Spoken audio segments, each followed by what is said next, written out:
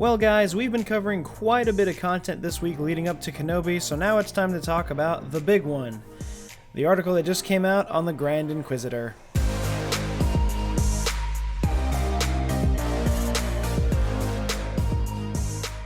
What's up everyone, welcome to Star Wars on High. Thank you for stopping by.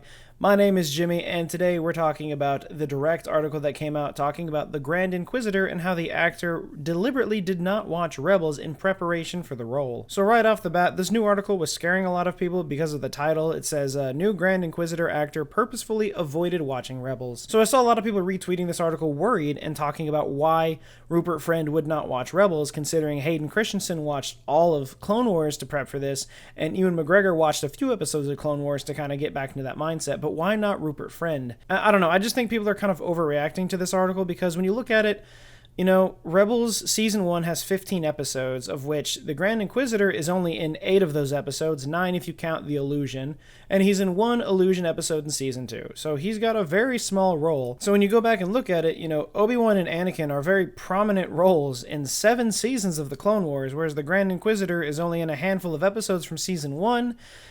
I don't think there's much to take away from this. Plus, if you read the actual quotes that are in this, it sounds okay to me. It doesn't sound like he's just blowing it off because he didn't care. You know, for example, the first quote in the article says, "I really wanted to honor the character as I saw him, and so I almost deliberately did not see the animated interpretation. Myself and director Deborah Chow and writer Dave Filoni and all of the guys really wanted to do something fresh that honored and was faithful to the spirit of the character, without doing a kind of impression of anybody else's interpretation." So, I mean, from that sounds fine to me. I mean, the fact that the director and Dave Filoni, of all people, are fine with him doing this and they're all wanting to take a fresh approach to this character. So, you know, from that alone, since there's not a lot of source material anyway for him to look back on except for the few episodes of Rebels, there's not much else to the character. He's just a menacing, evil character and that's it. So I think, you know, the fact that you've got Dave Filoni, who made all these characters, coming in and saying that, yeah, we want to do a fresh take on this character, I don't see a problem with it.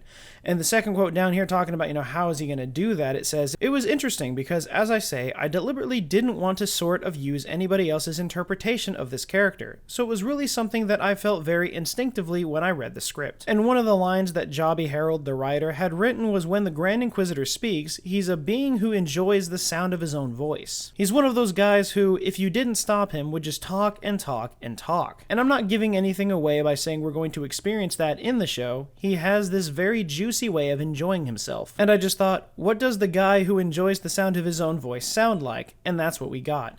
So even from there, you know, I've heard his voice from the trailers. He sounds fine. It's pretty comparable to the Grand Inquisitor that we see in Rebels, so I don't see this as that big of a deal.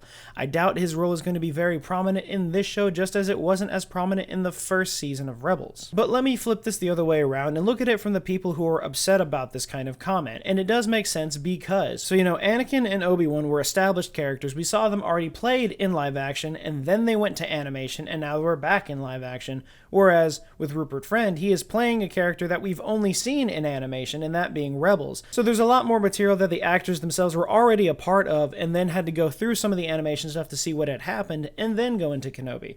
So I can understand the frustration there, you know. I saw someone make the argument that, you know, what if Rosario Dawson said that she didn't watch anything to prep for being Ahsoka, and that's, you know, that's also a fair point.